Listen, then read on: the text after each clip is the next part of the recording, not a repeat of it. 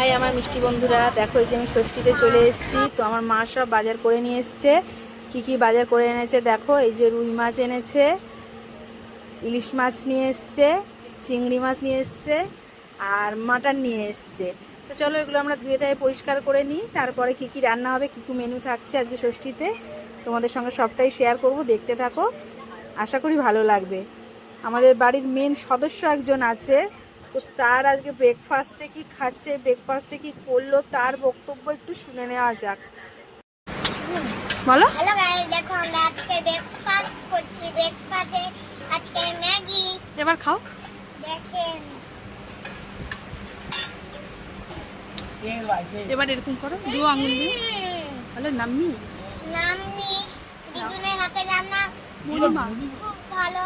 মনিমা আর দিদুনের হাতে রান্না, সবার হাতে রান্না ভালো। তোমরাও খেতে চাইলে চলে এসো। Bye bye. আজকের মতো ভিডিও এখানেই শেষ। আজকের মতো ভিডিও এখানেই শেষ। আর আরো যদি নতুন নতুন ভিডিও দেখতে চাও তাহলে কমেন্ট করে নিশ্চয়ই জানাও। এই যে রান্না শুরু করে দিয়েছি। তো ডালটাকে করে নিয়েছি, সেটা আর দেখালাম না। এই যে ভাজাভুজি করবো, 3 রকমের ভাজাভুজি হচ্ছে। আলু ভাজাটা করে নিলাম, এই যে ডালটা হয়ে গেছে। এবার বেগুন ভাজা, পটল ভাজা এগুলো সব করে নেবো। নেওয়ার পর এই যে আমার বোন পটলের দোরমা হবে বলে পটলের দোরমা, পটল সব রেডি করছে ও বসে বসে। তো এই যে এইদিকে মাটনের আলুটা ভেজে নেওয়া শুরু করে দিয়েছি। তো এইদিকে ভাজাভুজিগুলো হচ্ছে, এদিকে মাটনটা আরেকদিকে বসিয়ে দিয়েছি, কেননা আবার বেলা হয়ে যাবে, তো তাড়াতাড়ি খাওয়া দাওয়া দিতে হবে। তো এই যে মাটনটার মশলা পুরো কষানো হয়ে গেছে, এবার পুরো মাটনটা করে নেওয়া হবে।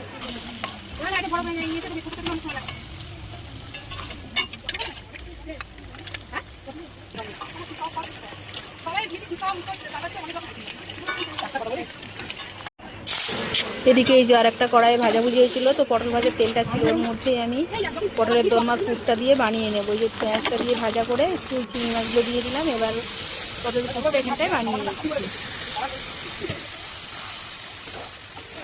যে পটলের দরমার পুরটা হয়ে গেছে, এবার এই যে আমার বোন আবার রেডি করে দিচ্ছে। ইলিশ মাছের পাতুরি হচ্ছে, তো ইলিশ মাছের পাতুরিটা সব ও রেডি করে দিচ্ছে।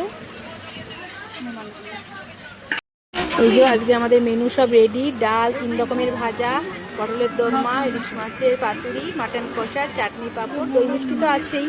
তো আমাদের ভিডিওটা যদি আজকে ভালো লেগে থাকে তো লাইক, কমেন্ট, শেয়ার করতে কিন্তু ভুলো না।